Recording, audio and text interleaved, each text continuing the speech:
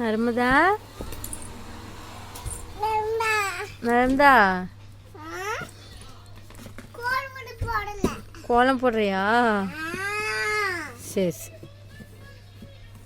Narmada tea வேணும், சோறு வேணும். தக்காளி அறியா? தக்காளி சாப்பாடா? இங்க இருக்குது.